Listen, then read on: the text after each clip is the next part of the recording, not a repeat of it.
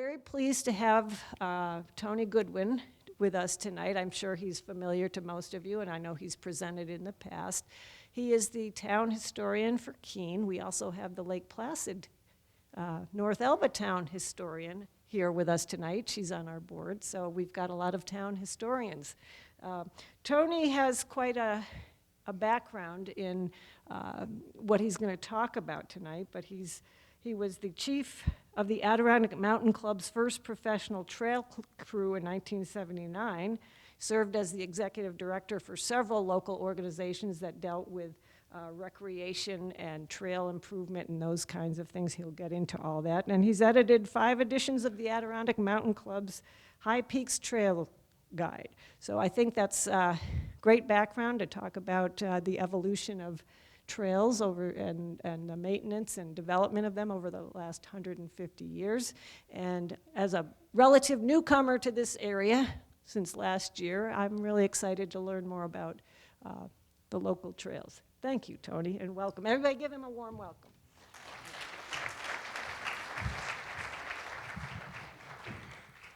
Well, Chris was worried that I wouldn't wrap this up in time, but I am a retired trail worker, so I do need to get home and get my sleep too. So, anyway, thank you for the introduction, Chris, and thank you all for coming out again, as she said, on a cold night. But we've definitely had colder in early January, and I think next week's going to be even colder yet. So, I will just start by saying that I put this together and have had it in a few iterations over the years, and it seems to be a popular one. I rearranged it a little bit so that it's a little bit more Lake Placid-centric and less focusing on the history of the Adirondack Mountain Club in the guidebooks, which was the original impetus for this. But the first thing that I like to point out is just how, not backward, but sort of behind the times the Adirondacks are. There we go. Okay. That everything regarding trails seems to have happened a long time after it happened in the White Mountains. The most notable gap is that it was 195 years between the first descent of Mount Washington and the first descent of Mount Marcy. By the time Mount Marcy was climbed, there was already a bridle path to the summit of Mount Washington. I also will point out that it was 57 years between the time that the Appalachian Mountain Club had its first professional trail crew and the Adirondack Mountain Club finally got around to having a professional trail crew in 1979. Other gaps are equally interesting, that Old Mountain Phelps constructed the first trail up Marcy in 1861.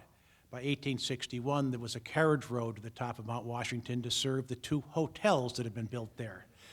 And 8 years later, there was a cog railway to the summit of Mount Washington, and Old Mountain Phelps was lamenting the fact that maybe if we had a road up Marcy, we'd do better with the tourist business than we were doing.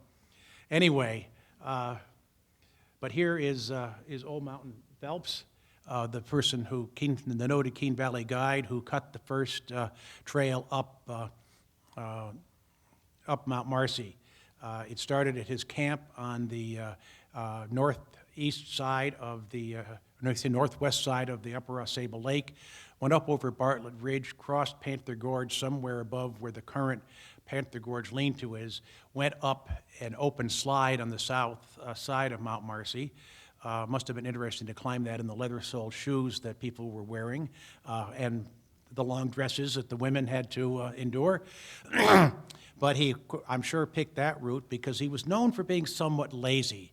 And that was a whole long section where he didn't have to cut a single tree. Anyway, so that was the beginning of hiking, and he guided many, many people up Marcy via that route over the years. The Beatty House. The early trails after Old Mountain Phelps' effort, many of the early trails were constructed by the owners of the hotels so that the people who were their guests had something to do while they were there, and maybe they would come back and hike some more. This was the Beatty House on the site of the current Sable Club. They built trails, including on Giant, and actually, believe it or not, if you've hiked Giant, they once had a bridle path that went to the flat section just before the final scramble up to the summit of Giant. And my father would point out where they actually had dug a spring at that elevation so the horses could be watered. My father started hiking coming to Keene Valley in 1919, and he was able to talk to a few of the people who had actually, in the early days, ridden a horse up Giant. He said that they never rode down, that, that they would be dropped off, they would go on to the summit, and in the meantime, one of the guides would tie all of the horses together and lead them very, very slowly back down this steep, rocky path. And I always wondered if the second time a horse was presented with that hike, or that ride, it stopped dead in its tracks and said, no way. Anyway, the hoteliers and the guides constructed these trails, and then after a while, the problem was everyone else was using them, and they weren't benefiting the person who built them. So in Lake Placid, I figured I'd add that Adirondack Lodge was a big driver of the early hiking scene. And there you can see in the heavy dash line coming in from the south, trails that the Tahawas Club had built before Adirondack Lodge was built in the 19th century. And they had a trail up Marcy via Four Corners. They had a trail up Algonquin. But Henry Van Hovenberg, the builder of the original Adirondack Lodge, constructed trails up Marcy, now the Van Hovenberg Trail, in through Avalanche Pass, and also up Algonquin, among others. And of course, probably the most famous thing about Avalanche Pass or Avalanche Lake is the famous Hitch-Up Matildas. And well, once Bill Nye was no longer in service, they had, this was the original Hitch-Up Matilda. Not exactly something that would inspire great confidence, but I guess it got the job done. And if you manage to survive that, you're probably all familiar with the bridge at the outlet to Lake Colden. Well, this is what the bridge at the outlet to Lake Colden looked like in that era. I think it was wise to have only one person on that bridge at that time. But so moving around to the Shore Owners Association, which built trails on the north and west side of Lake Placid. And it happens that that trail building effort was spearheaded by one Charles Alton, who owned Undercliff Camp, Undercliff Resort at the time. And it happens that Charles Alton is my great-grandfather, my father's grandfather. And that was how he first came to Lake Placid, as I was telling George earlier, at the age of 3 months, and spent his first 3 summers in Lake Placid at Undercliff. And again, the heavy dash lines are the trails that were already built. If you look, there were already 2 trails from Wilmington, something that if I were giving this talk in Wilmington, I would make a great deal of, but there was still already 1 trail that had been built up Whiteface. And so that was how that area, and of course we all know the Shore Owners Trails have come and gone and are now to some extent back again, and we're still wondering what the DEC will finally do to rationalize them going forward, whether some of them will be kept and made official trails or whether they just will continue as informal trails that occasionally receive a little maintenance from some outlaw maintainer. So here is the system of trails as it had developed as of 1890, given the trails in around the AMR that had been established just then, as well as Lake Placid. The Johns Brook Trail to Marcy may have come into existence, gone out of existence for quite a few years, and then come back in. But still, I'm showing it on this map as something that was there. And this is a picture of my grandmother, Charlotte Alton, on the summit of Marcy in 1909. A typical dress for a woman hiking in those days. And I will point out that there was mud practically to the knees of her ankle-length skirt. And there weren't many people hiking there, but the Adirondack trails were muddy right from the start. And we're still working on it. And here is a scene at the summit of Marcy. This would be a summit steward's nightmare, I think. And we could see what nice, luxuriant, soft grass there was at the time.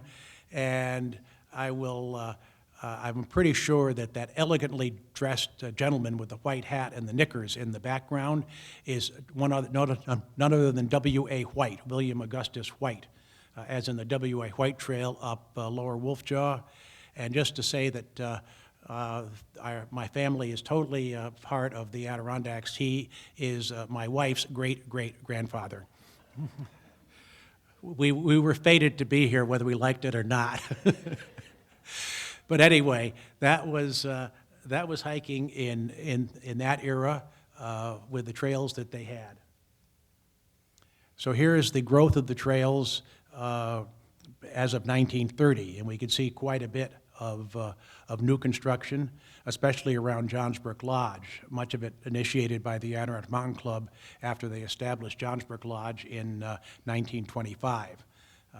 And its centennial is coming up. I'm not sure what sort of grand plans the ADK has for the centennial, but I'm sure there'll be something, and there'll probably be some announcements. I mean, we've just gotten over the centennial of the Northfield Placid Trails. We have to have another good centennial, right? And here was what sort of got everyone out and going. This was the first guide to the high peaks published by Bob Marshall, 46er number 3. Who donated it to the Adirondack Mountain Club as a way for them to earn a little money, and he wanted to promote all of this wonderful research that he had done on the peaks. And so the next guidebook that came out was made by a man named O'Kane. He wrote many, many books, but he managed to hike enough in the Adirondacks to produce this book, and he there's the frontispiece of it, and here you can sort of read along about the condition of trails in 1928. They sound like Adirondack trails, don't they? So, you know, it isn't the surging numbers of Instagrammers that have come on the last 7 years that are making the Adirondack trails so muddy and miserable. So the other thing is the Department of Environmental Conservation and the Conservation Department was wanting to promote the use of the lands that they had bought and the trails that they had created. And so they pulled out these recreation circulars. And after a while, the idea was that maybe we're emphasizing Marcy too much, so this circular became Trails in the High Peaks rather than Trails to Marcy. But it still was basically the same publication, just with a different title on it. And these were the maps that they came up with, emphasizing the nicely colored trail marker system.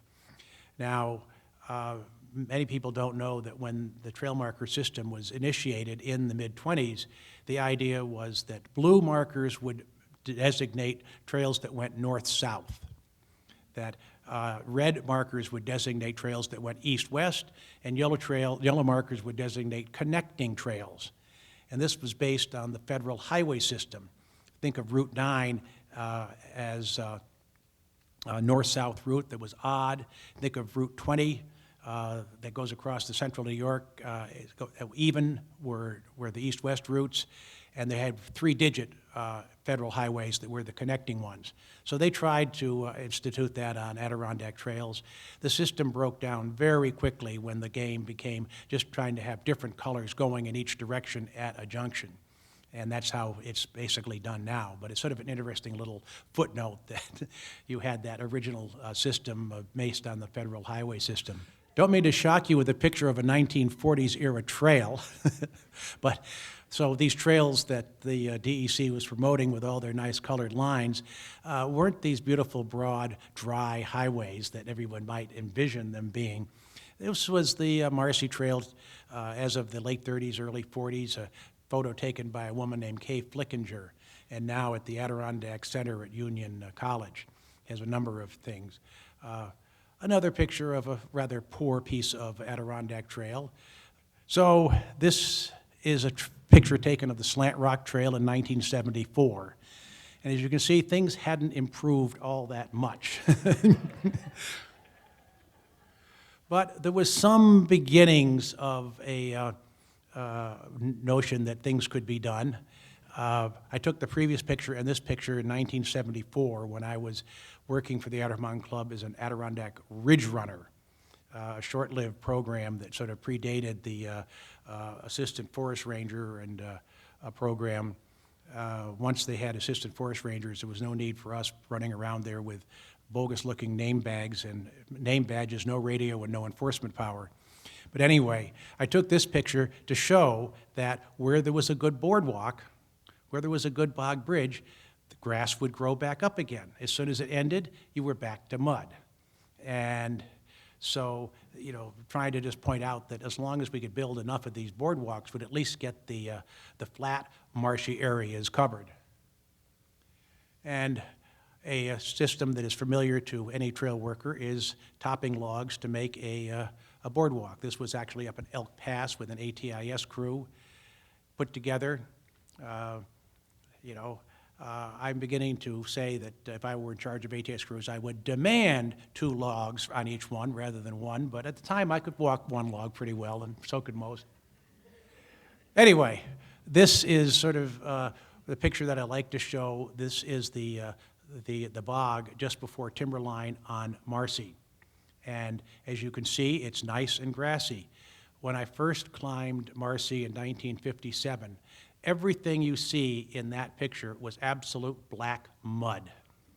And it was at least as long as from where the picture was taken to the person at the very end of the boardwalk. And I'm still trying to find a photo of the actual worst iteration of that swamp, so that I'm not exaggerating when I say that it was 100 yards long and 50 yards wide, but it was pretty close to that. And it had been like that since the 1920s. And when we climbed it, my brother and I were looking forward to this great moment when we got to what my father referred to as 9 yards deep swamp.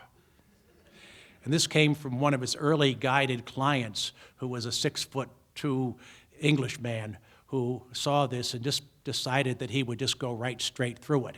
He sank up to his hips and pronounced it to be 9 yards deep. The 3 of us helped widen the bog by going around the edges. Sorry. I realize I got some trail workers down here that I need to humor a little bit. So, boardwalks.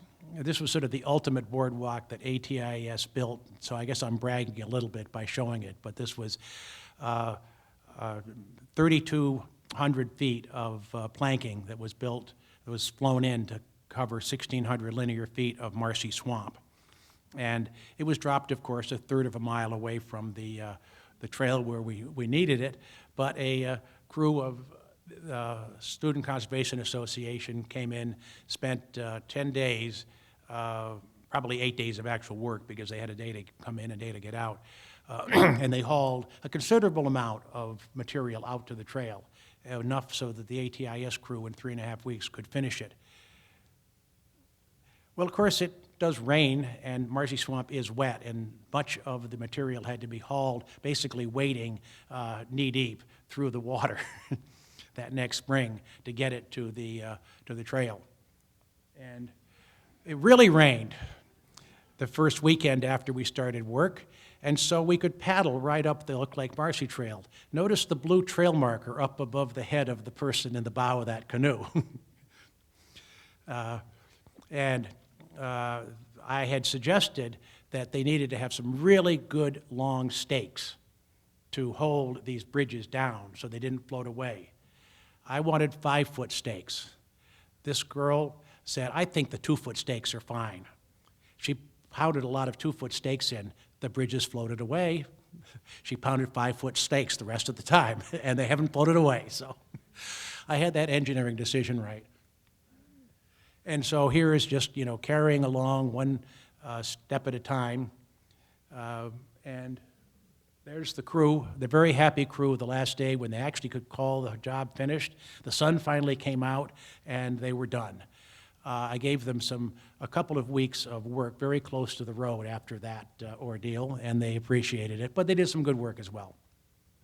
And there's my wife on the finished product, which has maintained itself. And of course, one of the jobs that I had in 1979 with the 80K trail crew, I took it upon myself to build the original boards, the original boardwalks, or bog bridges, which were cedar half logs, dumped not just a third of a mile, but about half a mile away from the trail. And we hauled them, we built them. Now, in 1979, when I built that boardwalk, I never expected that I would be in charge of replacing it. This one is built with 3-inch thick, pressure-treated, rough-cut planking. Someone else is going to be in charge of replacing that one. Maybe you. Okay. So another solution to wet areas is stepstones. That's not easy to do in the Adirondacks because stepstones in the Adirondacks just don't tend to be flat. And they tend to be various sizes, and it's hard to get them all at the same level with a nice flat surface. That's a less than perfect one. This is a little bit better one up at Elk Pass, but still not an easy solution. Requires a lot of careful work to make a set of stone steps really something that the people are going to want to use. Another technique is turnpiking.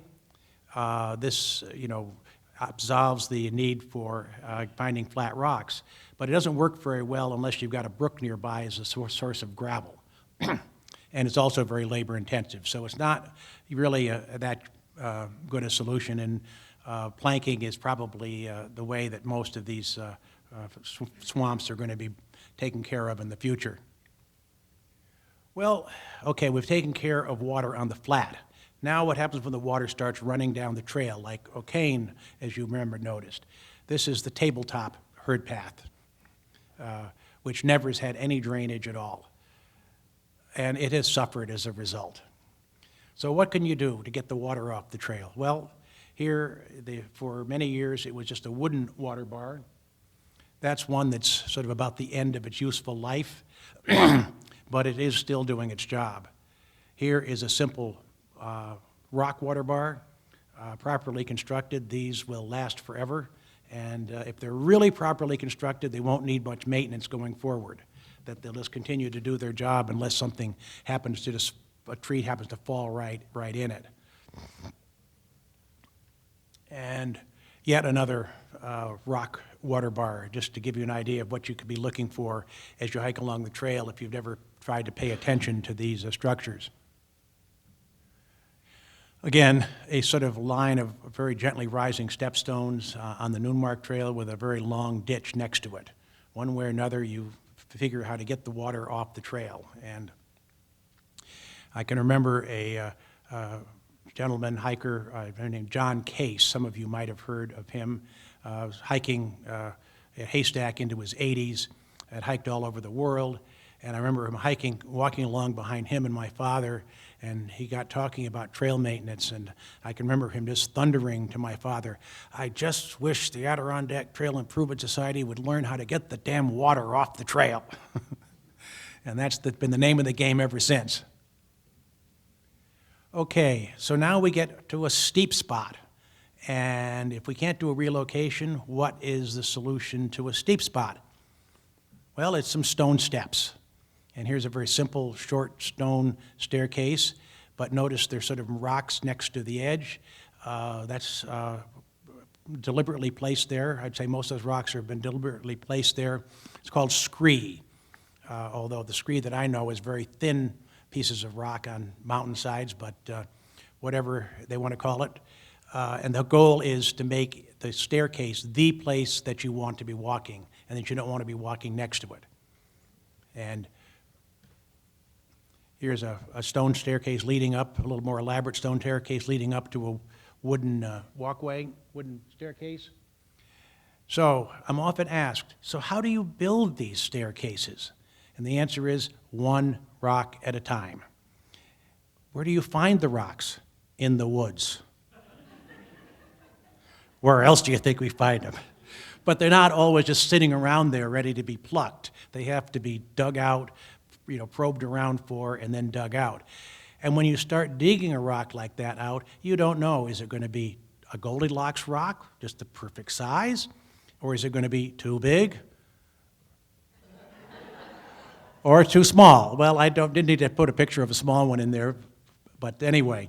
So they finally get it out, and that's a little bit too big, although maybe it could be just, if it's easy to roll it over to the trail, it could be the colossal piece of scree or something like that, if you be creative.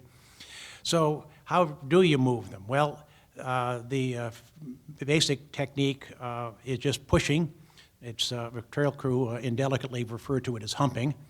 And so the idea is to push with your back. And I have this one very young model showing exactly how to push with your back. No one ever pushed their back out of line. People pull their back out of line, but they don't push it out of line. And so done correctly, you can push some pretty big rocks around and not suffer any long-term injuries.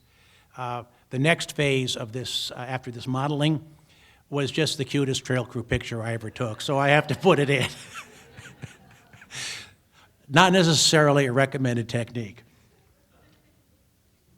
Okay, well, when we get tired of humping the rocks around, let's see what else we can do to move them around more efficiently. And this is a scene on Mount Katahdin with a trail genius named Lester Kenway, who decided rather than carrying these rocks to reinforce the walkways above timberline, maybe we could get them up in the air. And so he brought in a little tripod, put cables between them, and managed to put a pulley on the cable and slide a basket down the cable. And he called it a Highline. And here is, and then once he demonstrated that could be done with tripods, well, gosh, if you're down in the woods, you've got trees, you don't need the tripods. So here is a diagram of how the Highline would be set up. And you have two spar trees, and the cable is slackened in between them down to the ground. Rock is attached to it, the cable is tensioned, the rock is slid to the point where you want it, and then it is slackened again. Way off down on the right, you can see there's a small winch. It's called a grip hoist winch, although it's a French product, and in French it's tirefors, which means hold strong, which makes sense. And here is a picture of a grip hoist winch. And it does not have a spool like a regular come-along. It can pull an infinite length of cable right straight through, and has the advantage that one lever will pull it in, the next lever will let it out against the tension. And anyone who's ever had to back off a regular spool when it's under heavy load can appreciate that just cranking a little bit on a lever is a whole lot easier. So here is a Highline in use on the Roostercombe Trail. You can see that rock would be a whole lot more difficult to move by hand. And so the way that the trail crew works, one person is designated as to just operate the lever while the rest of the trail crew work on figuring out where they want the rock to go and whether it should be tensioned or loosened. And so at the moment, she has the good job on the crew, but as I pointed out, they do tend to rotate, and I am sure that by the end of the day, she would have a chance to get those nice, clean white pants quite dirty. So moving it down, the ideal is when you can actually highline it right to the spot where you want to set the rock. And this is up on the Gilbrook Trail just below the Culvin Junction, and this couple has proceeded to make that work, and they're just going to lower the rock right into place where they want it on that particular staircase.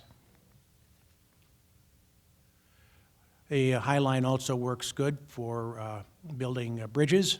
A lot easier to get that stringer in place than having to sort of skid it across and try to get people down in the brook and heave it up over the bank. what are the problems we come up with as trail workers? Well, here is a nice staircase on Noonmark, and it's not the greatest photo because I had to learn to go out and shoot on a cloudy day when I didn't get sun and shadow. But anyway, you can probably see that there is a brown streak next to this nice staircase because people would rather walk up the steep dirt rather than go up a nice stone staircase. Why do people do this? My theory is that somehow just having to take a step up is considered to be more work than being able to just put one foot slightly above another. And I would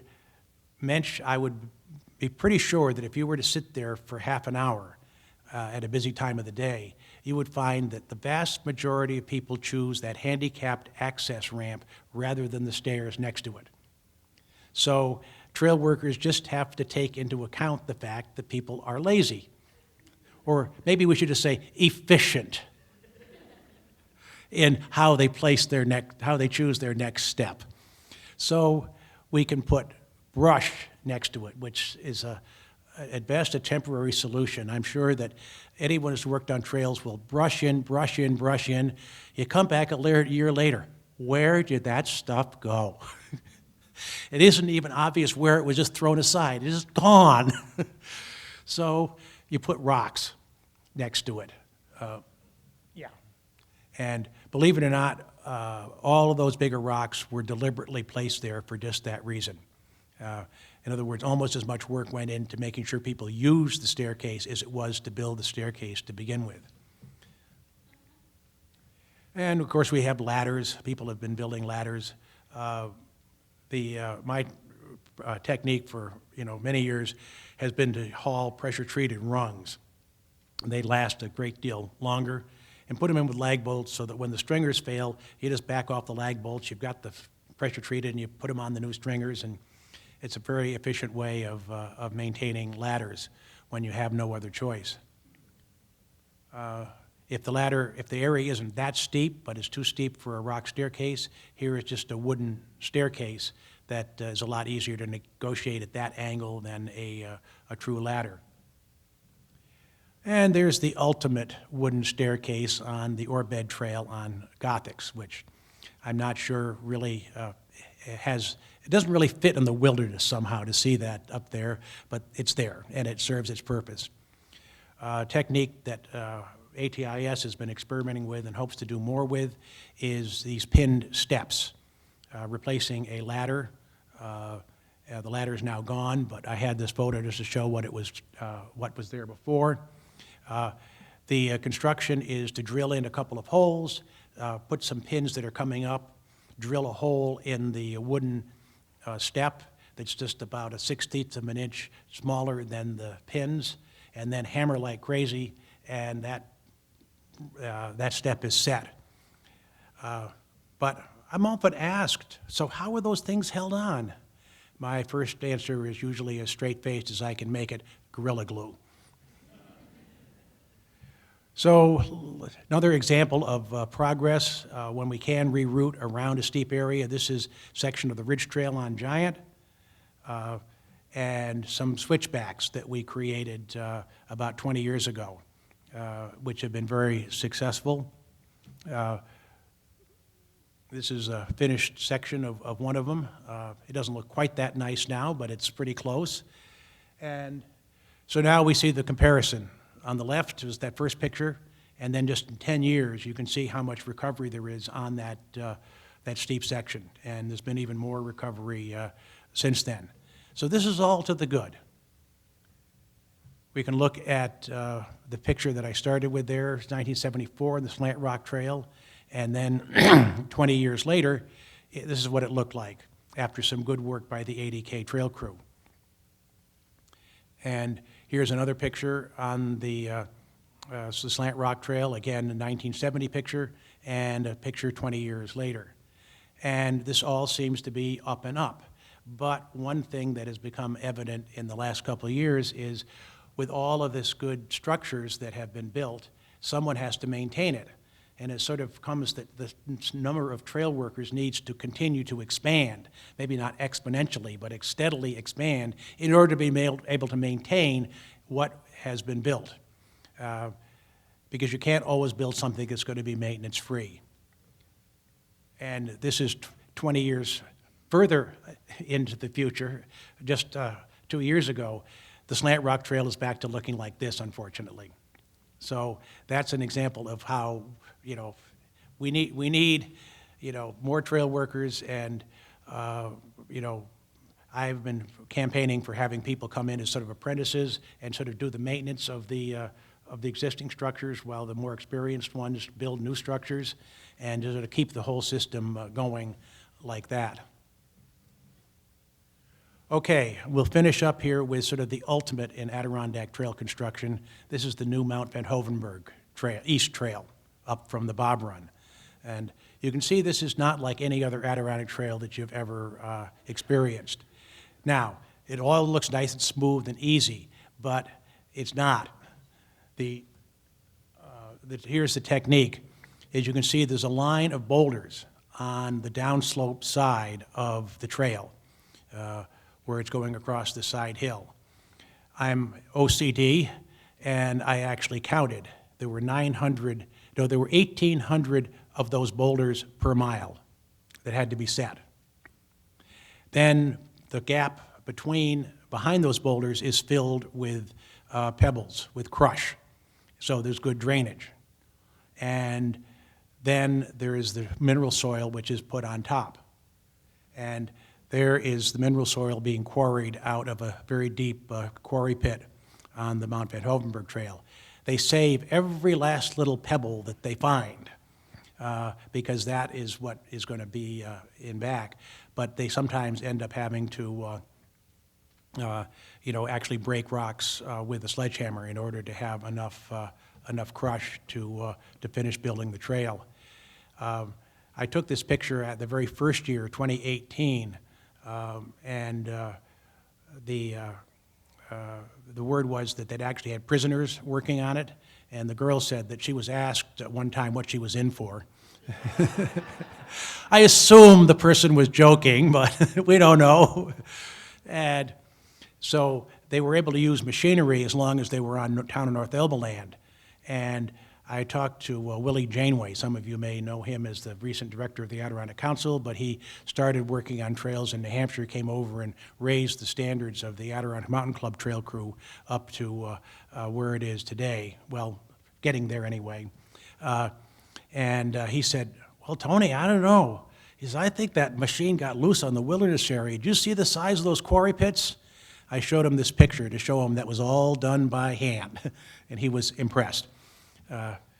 There is a modern trail worker with sledgehammer to make more crush, and notice that they even now use carpenter's levels to make sure those steps are level.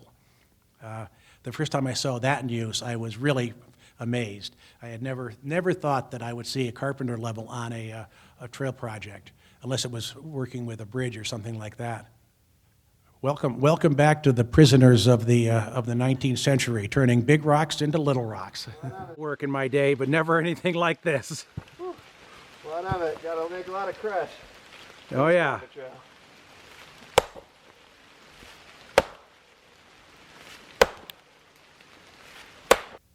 So here is an example of some drainage that probably won't need much maintenance, and that definitely has to be the standard for the future so that we don't keep having trails fall back into their previous condition. And just a little review in case you haven't been aware of, this is the plan for the new Cascade Trail, which will go up to the col between Porter and Cascade. And it is a very challenging route. This was a challenging section on Mount Van Hoevenberg, which was tamed, but this took a crew of 5 about 3 weeks to tame a couple hundred yards of that trail and turn it into this walkable, beautifully walkable section. Here are some sections of the new Cascade Trail. This is one that has been successfully pushed forward. You can see on the left what it looked like before, and then they managed to turn that into a trail on the right. But again, in 2 months of work, they made about 2/10 of a mile on the Cascade Trail that year. And I always just finish with that they could all look like this. We wouldn't need trail workers. We wouldn't need to be wringing our hands about overuse. And anyway, that tells you sort of the trajectory of trail maintenance, and who knows where it goes in the next 100 years. But thank you very much.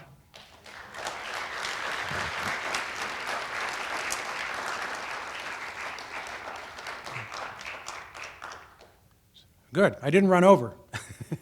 But any questions, comments? On the Van Hoven Trail, were those flat rocks quarried up there, or were they brought in? They were quarried and then broken down. They drilled and shaped them. So you're not allowed to use equipment, but can you use chainsaws and obviously use drills for the pinned steps? What are you allowed to use versus not allowed to use? Okay. In wilderness areas, there are two windows where it's possible to use motorized equipment, including drills, chainsaws, whatever.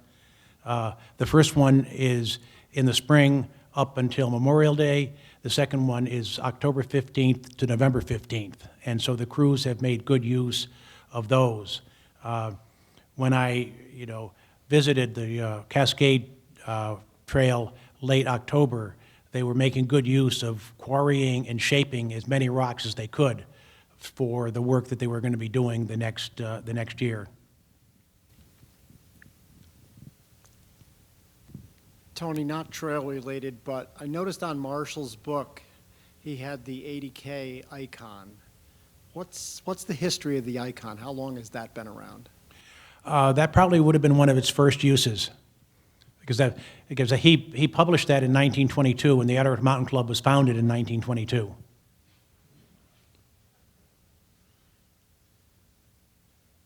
See, I'm not just the keen historian. I'm the trail historian too. So the other thing which I was going to bring in, I can't really have any real conclusion to it, but Tim Rowland asked me what I knew about two trail workers who were murdered on the Whiteface Trail in 1924. And I go, huh? But of course I had to do a little work, and he ended up saying, after saying he wasn't going to do any more work on this, did quite a bit. Maybe you've seen the article that he published in the Adirondack Explorer, where he documented, just how the two of them were killed, and the fact that there were some suspects that maybe were the ones that actually did it, but there was really never any resolution of this particular crime. It seemed as though the target was one of the workers who was beaten to death and left in the middle of the trail. The other worker was shot in the back, quite a way down the trail, and it appeared that somehow that worker was not initially, attacked. Maybe he wasn't even the target, and was doing his best to run away from the attackers when he was shot. And his body wasn't found until a couple days later. So of course he was the immediate suspect for having killed this George Martin. No relation to the George Martin that some of you might know, who was a ski jumping judge and actually the builder of the 1932 Olympic cross-country trails. My effort to go down the rabbit hole was to try to find if there were any descendants of these two trail workers who still lived in the area, and so I could ask them if they knew anything more about how the murder took place, or any more about the investigation. As it turned out, I couldn't find anyone who still lived here who would have had any direct relation with these two individuals, as George Martin and Jesse Crowningshield. So fortunately, we haven't had any murders on trails as far as I know since, but it certainly would have been a real downer on your hike up Whiteface to go up the mountain, enjoy the view, and come back down and find a person dead in the middle of the trail, which is what happened to the party that they discovered the murder scene. So, any other questions, comments? Yeah. What do you think about the future of accessible trails in the Adirondacks? We've had Henry's Woods, right? Or is it Heaven Hill? I Yeah. always get them confused. You know, do you think there's room in the Adirondacks for more ADA accessible trails? I would certainly favor more, accessible trails, not necessarily, wheelchair, accessible or, I don't think anyone's ever pushed a wheelchair all the way around Henry's Woods. Or maybe they have. Okay, well, good for you. I know there's a big issue now about motorized, wheelchair-like vehicles, and I'm not going to weigh in on that. It seems that there's a way to write the regulations so that it was improve mobility, but doesn't throw it open to every single possible trail. And when I've constructed, I was, I'm designing the Henry Woods Trail and said that the main loop ought to be, smooth the whole way and wide enough so that two people could walk side by side, so that it could be a social occasion and talk while you were getting your exercise. And it seems to have worked out very much like that. And I was thanked very much by a woman named Betty Wadsworth, because her husband, Bruce Wadsworth, who wrote a number of 80K guidebooks, had gotten to the point where he couldn't really pick up his feet, but he could walk the entire main loop of Henry's Woods. And so she was still able to get him out on a trail because he didn't have to pick up his feet and there was no rough terrain. So, I would see that it would be very useful to have a lot of trails sort of the Henry's Woods standard, but nothing, that really allows, any motorized use. We'll see how it all shakes out, but we don't want to, eliminate the chance. But people with disabilities have got to realize there are places they're just not going to be able to go like the rest of us can. Tony, I'm curious, this is a Herculean project for the Adirondacks in terms of trail building and trail maintenance. You've spoken a lot about the effort and what's being accomplished. I'm very curious about the funding side of this and the prioritizing. Is that a significant issue? You're talking about, trying to increase the number of trail crew workers. And so can you make some comments about that side of this issue? Yes, definitely, funding, like any project these days, funding is the biggest problem. And, I have, not been a great fan of the tremendous amount of money that has been being poured into the Cascade Trail. It seems that a lot more could be accomplished on a lot of other trails if that same effort had been spread around. I'm not the only, trail worker who imagines how much improved the current Cascade Trail could be with the amount of work that's already gone into that new Cascade Trail. And that, this is, it's being billed as a pilot program, being billed as an experiment, and I don't see that it can be replicated on too many other places. Even with the amount of effort they're putting in now on Cascade, I can't see that the Great Range Trail could ever be, constructed to that standard. So, I wish that the emphasis would be on, what can we do, to have some really high quality work on the existing steep trails that really just can't not be steep. I talked about the switchbacks that we built on the Giant Ridge Trail, and we just barely managed at, let's say, about 2,500 feet to construct those switchbacks. We kept running into bedrock and, had to then adjust the route of the switchback so that we weren't taking the trail over steeply sloping bedrock, that we had something we could actually dig into. Because most of the Adirondacks are very smooth anorthosite granite.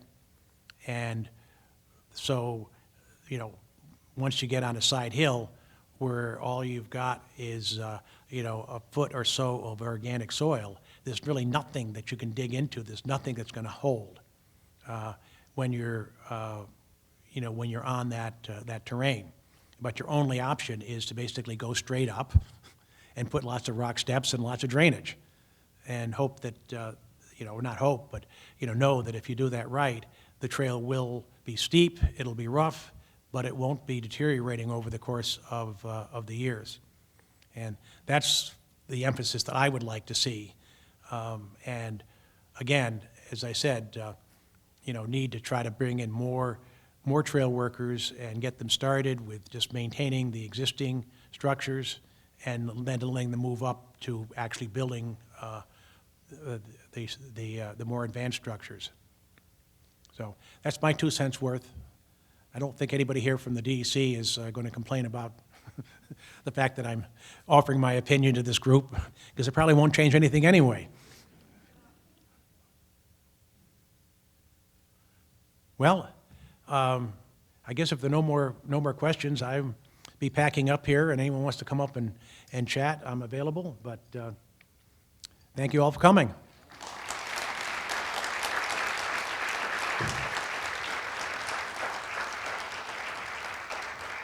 Thank you, Tony. Your job isn't done, because you have to pick the raffle winner.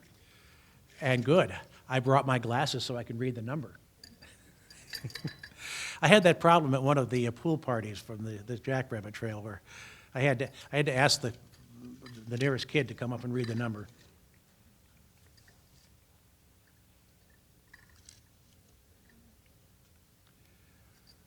Five, 4, 3, 3. Actually, the names on the back would probably be easier. Oh.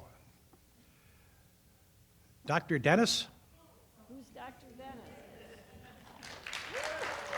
Dennis?